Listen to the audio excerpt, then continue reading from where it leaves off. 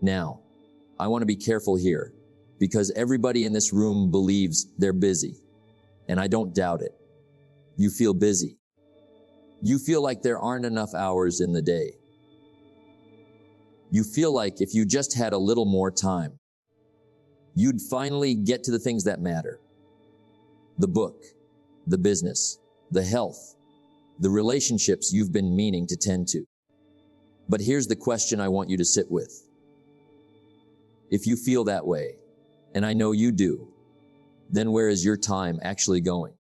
Because it's going somewhere. Time doesn't evaporate. Time doesn't disappear into thin air. Every hour you have is spent on something. And if you're not spending it on what matters, then you're spending it on something else. And you'd better find out what that something else is. Let me tell you what I've learned about time. And it took me a long while to learn it. Time isn't the problem. Time is never the problem. Everybody gets the same 24 hours. The wealthy and the broke, the accomplished and the stuck, the person building an empire, and the person who can't seem to get off the couch. Same 24 hours every single day. So, if the amount of time is identical for everyone, then time can't be the variable. The variable has to be something else. The variable is what you do with the time.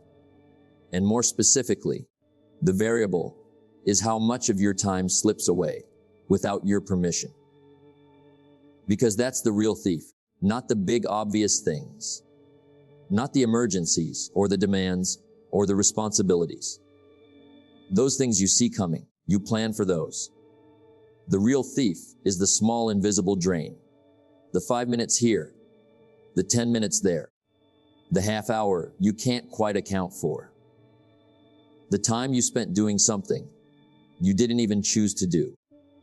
I want to make you a promise tonight, and I don't make promises lightly. If you do what I'm about to describe, you will find 2 hours a day. 2 hours you didn't know you had. 2 hours that have been hiding in plain sight, buried under habits so ordinary, you never thought to question them. And 2 hours a day, that's not a small thing. That's 14 hours a week. That's over 700 hours a year. That's the equivalent of 18 full work weeks. You could learn a language in that time. You could build a business. You could transform your body. You could become an entirely different person. And it's just sitting there, right now, waiting for you to claim it. Here's where most people go wrong. They think finding time means adding hours to the day. And you can't add hours to the day. Nobody can. So, they give up before they start. They say there just aren't enough hours. And they treat that like a law of nature, like gravity, like something they have no say in. But finding time was never about adding. It was always about subtracting. It was always about looking at where the time already goes and taking some of it back. You don't create 2 hours out of nothing. You reclaim 2 hours that were already yours, that you'd been giving away without realizing it. So, let's talk about where it goes. And I want you to be honest with yourself as I walk through this, because the whole thing depends on your honesty. If you lie to yourself here, you'll walk out of this room with nothing. The first place your time goes is into the space between activities. Nobody talks about this. Everybody focuses on the activities themselves, but the real waste happens in the gaps. You finish one thing, and before you start the next thing, there's a pause, a drift, a moment where you're not doing anything in particular. And those moments, they add up in a way that would shock you. You finish a task, and instead of moving straight to the next one, you wander. You get a snack you didn't want. You stand up and look out the window. You start something and abandon it. You tell yourself you're taking a little break, but it's not a real break, because a real break restores you, and this just dissolves you. 10 minutes gone. And you do it 8, 10, 12 times a day. That's your first hour right there. Going into the cracks between the things you actually meant to do. The second place your time goes is into decisions you make over and over that you should have made once. Think about how much of your day you spend deciding. Deciding what to eat, deciding what to wear, deciding what to do first, deciding whether to do the hard thing now or later. Every one of those decisions costs you time, but more than time, it costs you energy. And the energy loss is even more expensive than the time loss. Because here's what happens. You wake up and you decide what to have for your first meal. Small decision, but it takes a few minutes and a little mental effort.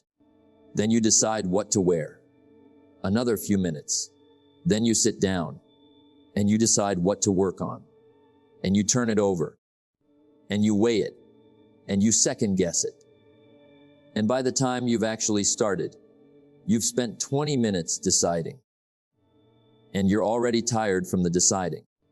The person who has decided these things in advance doesn't lose that time or that energy. They already know what they're eating. They already know what they're wearing. They already know what they're doing first. And so they skip the entire negotiation and go straight to the doing. That's not a small advantage. That's the difference between someone who's exhausted by 10:00 in the morning and someone who's just getting started. The third place your time goes, and this is the big one. This is the one nobody wants to face, is into the things you do to escape. And I'm not going to name them because you know what yours are. Everybody's got them. The little rituals of avoidance you reach for when the real work feels like too much. The idle entertainment, the mindless drift, the activity that isn't rest and isn't work and isn't anything at all except a way to make the hours disappear. So you don't have to sit with the discomfort of what you're not doing. And I want to be clear about this because I don't want you to hear judgment where I mean to offer help. There's nothing wrong with rest. There's nothing wrong with entertainment. There's nothing wrong with doing something for pure enjoyment. But you have to know the difference between choosing to relax and drifting into escape. Because one of those refills you and the other one empties you. And they can look almost identical from the outside. Real rest is intentional. You choose it, you enjoy it, and you feel better afterward. Escape is unintentional. You slide into it without deciding. You don't even really enjoy it. And afterward you worse. Because now you've lost the time, and you've still got the discomfort you were trying to avoid. Plus, a new layer of guilt on top. Most people spend somewhere between 1 and 3 hours a day in escape and call it rest. And they'd swear to you they don't have time. They'd tell you with complete sincerity that their days are packed, and they are packed. Packed with escape dressed up as relaxation, avoidance dressed up as a break. So, let's do the math. Because I always want you to see the numbers. If you lose an hour a day to the gaps between activities, and you lose half an hour a day to redundant decisions, and you lose 30 minutes to escape you didn't even want, that's 2 hours right there. 2 hours every single day gone. And not one of those 2 hours went to anything you'd be proud of. Not one of them went to rest that restored you or work that built something. They just leaked out. That's the 2 hours I promised you. It was there the whole time. You just couldn't see it because it was never lost in big chunks. It was lost in fragments so small that each one seemed harmless. Now, here's what I want you to understand about those fragments. Because this is the heart of it. The fragments are more dangerous than the big losses precisely because they're small. If you lost 2 hours all at once, in one solid block, you'd notice. You'd be alarmed. You'd say, "Where did my afternoon go?" And you'd do something about it. But you don't lose it that way. You lose it a few minutes at a time spread across the whole day. So no single loss ever crosses the threshold of your attention. And because you never notice the individual losses, you never add them up. And because you never add them up, you go on believing you simply don't have the time. When the truth is, you've had the time all along. You've just been bleeding it out through 100 tiny cuts. Let me tell you about a young man I knew years ago. He came to me convinced he needed to quit his job to pursue what he really wanted to do. He said he just couldn't find the hours. He said between the work and the commute and the obligations, there was nothing left. And he wanted my blessing to make a dramatic change. To blow up his whole life so he could finally have time. And I told him, before you blow anything up, let's find out where your time actually goes. So I asked him to do something simple. For 1 week, I asked him to write down what he did with every half hour of his day. Not to change anything, just to record it, to become a witness to his own life. He came back a week later, and he was quiet. And I could see something had shifted in him, because when he added it all up, he found 3 hours a day he couldn't account for. 3 hours. Not spent on his job, not spent on his commute, not spent on any obligation, just gone. Dissolved into a fog of small activities he couldn't even remember doing. He didn't need to quit his job. He needed to stop lying to himself about where his time went. And once he saw it, once he really saw it in his own handwriting, he couldn't pretend anymore.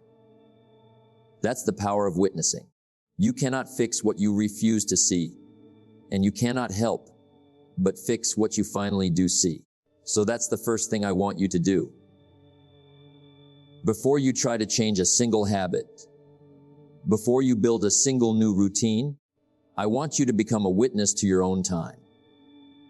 For 1 week, write down what you do with every half hour. Don't judge it. Don't fix it. Just record it. Because until you see the leak, you'll keep bailing water and wondering why the boat keeps sinking.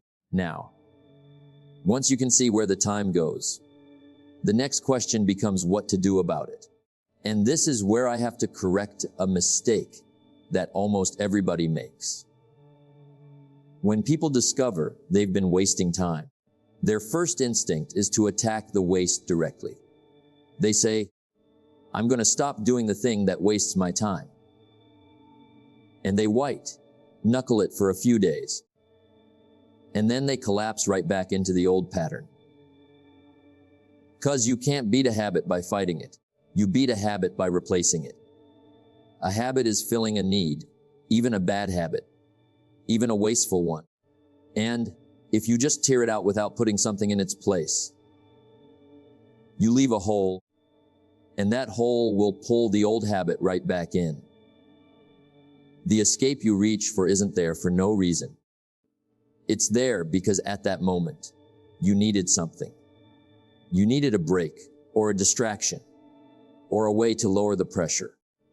And if you just forbid yourself the escape without addressing the need doesn't go away. It just sits there, growing louder until you cave. So, the goal isn't to eliminate. The goal is to redirect. You take the time you were losing, and you point it somewhere better. You don't fight the drift. You give the drift a destination. Let me show you how this works with the gaps between activities. That first hour we talked about.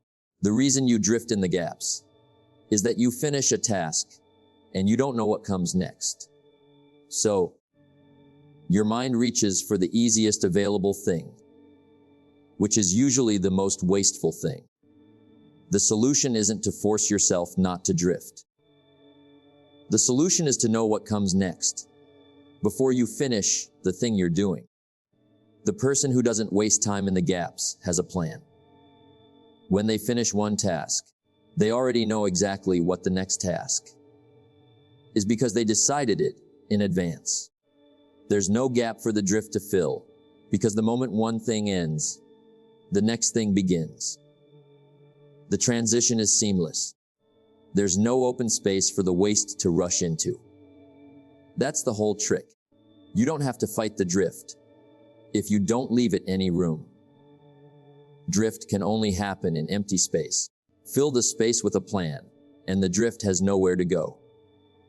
Now, let's talk about that second loss. The time you lose to making the same decisions over and over. The answer here is to decide once instead of deciding daily. And I want you to really understand the power of this, because it goes far beyond just saving a few minutes. Every decision you make draws from the same well, and that well is not bottomless. You have a certain amount of decision-making capacity each day, and every choice you make, no matter how small, draws a little bit out of that well. Decide what to eat, draw a little. Decide what to wear, draw a little. Decide what to do first, draw a little. And by the time you get to the decisions that actually matter, the well is running low, and you make poor choices, or you avoid choosing altogether, which is itself a choice, and usually the worst one. But the decisions you make once in advance don't draw from that daily will. When you decide on Sunday what you'll eat all week, you spend the decision-making capacity once, and you're done. When you decide the night before what you'll wear and what you'll work on, those decisions are already made, and they cost you nothing the next day. You wake up with a full will, and you get to spend all of it on the things that deserve it. This is why the most accomplished people you'll ever meet often live the most boring routines. They eat the same things. They wear similar clothes.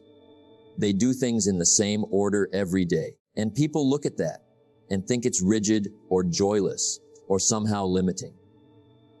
But it's exactly the opposite. They've automated the trivial so they can pour all their creativity and energy into what matters. They've made their lives boring in the small things, so their lives can be extraordinary in the big things. Now, the third loss, the escape. This is the hardest one, because it's tied to something deeper than time management. The escape is usually a response to discomfort. The work feels hard, so you escape. The task feels overwhelming, so you escape. And you can't solve that with a schedule, because the schedule doesn't address the discomfort. The discomfort is the real problem, and the escape is just the symptom. So, here's what you do. When you catch yourself reaching for the escape, I want you to pause and ask one question. What am I trying to avoid right now? Because you're always trying to avoid something, and the answer is almost never as scary as the avoidance made it seem. Usually, you're avoiding the discomfort of starting something hard, and starting something hard is uncomfortable for about 90 seconds, and then it's fine. The escape promises to save you from the discomfort, but it doesn't. It just delays the discomfort and adds interest, because the work still has to get done, and now you have less time to do it. And now you've got the guilt of the wasted hour on top of the original discomfort. The escape never actually escapes anything. It just moves the pain into the future and makes it bigger. When you understand that, when you really understand that the escape is a bad trade every single time, you start to lose your appetite for it. Not through willpower, through clarity. You see it for what it is, and you stop wanting it the way you'd stop wanting a business deal once you finally saw the terms. Now, I want to give you something practical. Something you can start using tomorrow morning I call it the anchor. The reason your time slips away is that your day has no structure to hold it in place. It's like water without a container. It just spreads out and evaporates. The anchor gives your day a container. Here's how it works. You pick a small number of fixed points in your day, and you build everything else around them. Not a rigid minute-by-minute schedule, just a few anchors. You wake at the same time. You do your most important work at the same time. You eat at roughly the same times. You end your day at the same time. These anchors don't fill your whole day, but they hold it in shape. The way the posts of a fence hold up the whole fence, even though there's space between them. And here's the beautiful thing about anchors. They eliminate the drift automatically. When you have a fixed point coming up, you can't drift indefinitely because the anchor is waiting. If you know your most important work starts at 900, then you can't let the morning dissolve because 900 is coming, whether you're ready or not. The anchor pulls you forward. It gives the shapeless morning a shape. Most people live with no anchors at all. They wake at a different time every day. They work whenever they feel like it. They eat whenever hunger strikes. And so their days have no shape and time flows through them like water through open hands. Put a few anchors in place, and suddenly the water has somewhere to gather. Suddenly you have structure, and structure is what turns lost time into found time. Let me tell you about a woman I once knew who ran a household in a small business at the same time, and she seemed to accomplish twice what anyone else did. And I asked her once how she managed it, and she told me something I've never forgotten. She said, "I don't manage my time. I manage my energy, and I let my energy manage my time." And what she meant was this. She knew when she had the most energy, and she guarded that time fiercely. She did her hardest, most important work during her highest energy hours, and she refused to let anything trivial touch those hours. And she scheduled her low-value tasks, the errands, the busy work, the routine chores for her low-energy hours, when she couldn't do anything demanding anyway. Most people do exactly the opposite. They spend their best hours on their worst tasks. They wake up fresh, full of energy, and they immediately spend that precious energy on trivial things. They handle the little tasks, the easy tasks, the tasks that don't matter, and they save the important work for later, when they're depleted and drained, and can barely think straight. And then they wonder why the important work never gets done well, or never gets done at all. You have to match your best energy to your most important work. That's not a small adjustment. That could double your output without adding a single minute to your day, 'cause it's not just about how much time you have. It's about what quality of time you spend on what. An hour of your peak energy is worth 3 hours of your depleted energy. So, spend your peak on what matters, and you've effectively multiplied your time. Now, I want to address something, 'cause I know some of you are thinking it. You're thinking, but my time isn't my own. I have a job. I have children. I have obligations. I can't just build my day however I want. And I understand that. I understand that some of your hours are genuinely spoken for. Nobody's asking you to abandon your responsibilities. But here's what I've found. Even the busiest person, the one with the most obligations, the one who swears they don't have a single free minute, even that person has time that's genuinely their own. It's just fragmented and hidden. It's the early morning before the house wakes. It's the pockets between commitments. It's the evening after the work is done. It's there. It's always there. The question is whether you'll claim it or let it leak away like all the rest. And I'll tell you something else. The people with the most obligations are often the ones who use their time the best precisely because they have so little of it. Scarcity creates focus. It's the person with unlimited time who wastes the most because they figure they'll get to it later, and later never comes. Give a person a full day to do one task, and they'll take the whole day. Give them an hour, and they'll get it done in an hour. The constraint isn't your enemy. Handled right, the constraint is your greatest ally. So, if you have limited time, don't mourn it. Use it. The limits will force you to be efficient in a way that unlimited time never would. The person who has only 1 free hour a day and uses it fully will accomplish more over a year than the person who has 4 free hours and wastes them. Let me give you the full picture of what a reclaimed day actually looks like. Because I think seeing it makes it real. This person wakes at their anchor time, the same time every day, no negotiation, because they decided that long ago, and it's not up for debate anymore. They don't drift in bed. They don't lie there flipping through their thoughts. They get up, and their first hour is already planned. So, there's no gap for the drift to fill. They do their most important work during their highest energy hours because they've matched their energy to their priorities. They're not spending their best mental hours on trivial nonsense. They're spending them on what matters. And they've protected those hours like a treasure because that's exactly what they are. The small decisions have already been made. What they're eating, what they're wearing, what comes next. So, there's no draining negotiation. No depleting of the well on things that don't deserve it. They flow from one thing to the next because they know what the next thing is. The transitions are seamless. There are no gaps for the waste to rush into.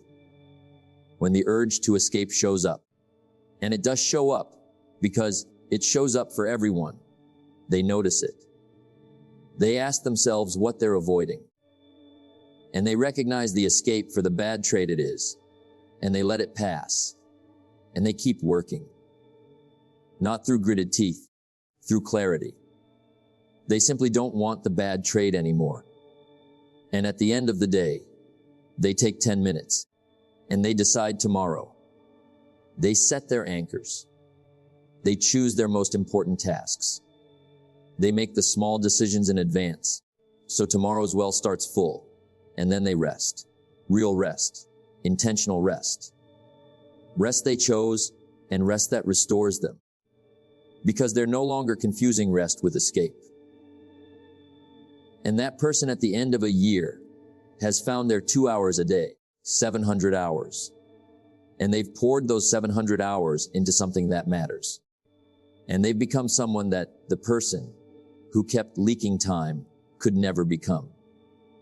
Not because they had more hours, but because they refused to let the hours they had slip through their fingers.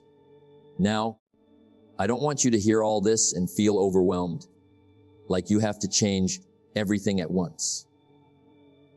That's not how it works. That's not how anything works. You don't reclaim 2 hours in a single day. You reclaim them the same way you lost them, gradually in small pieces. Start with the witnessing. Just for 1 week, write down where your time goes. Don't change anything yet. Just see it. Because that alone, that seeing, will do half the work for you. Once you can see the leak, you'll find it almost impossible to ignore. The awareness itself begins to close the gap. Then pick one leak, just one. Maybe it's the gaps between activities. Maybe it's the redundant decisions. Maybe it's the escape. Pick the biggest one, the one that's costing you the most, and address just that. Put a plan in the gaps, or decide the small things in advance, or install an anchor. Just one change. Master it. Let it become automatic, and then move to the next. Because here's the truth about reclaiming your time. It's not about a dramatic overhaul. It's not about becoming a completely different person overnight. It's about a series of small, deliberate adjustments. Each one closing a leak.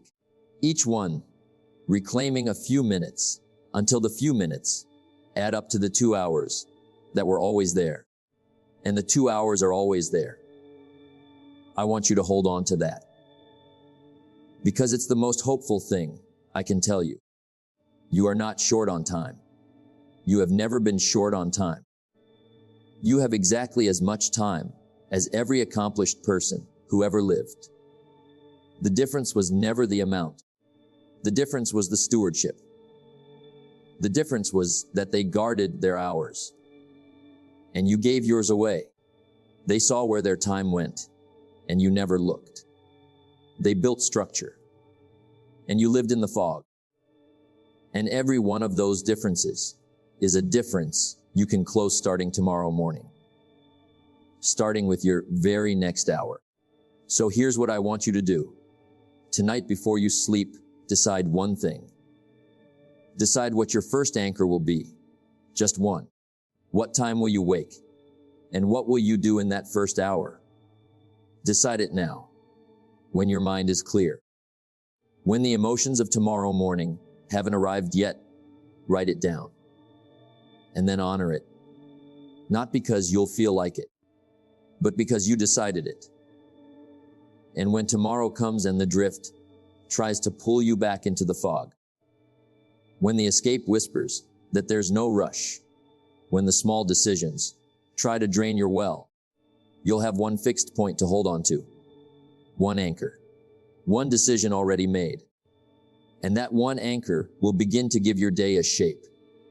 And a day with a shape holds its time instead of spilling it. You have more time than you think.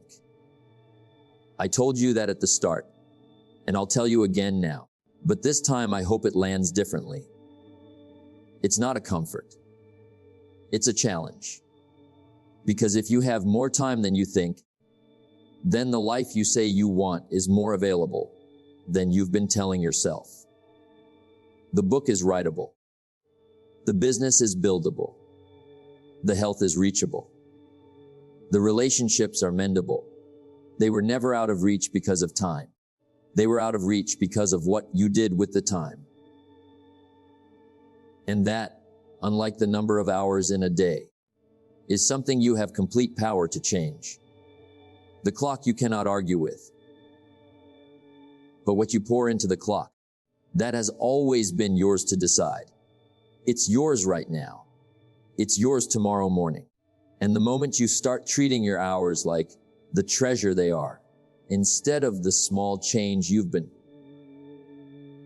carelessly spending, is the moment you discover that you were never poor in time at all. You were only careless with a fortune you didn't know you had.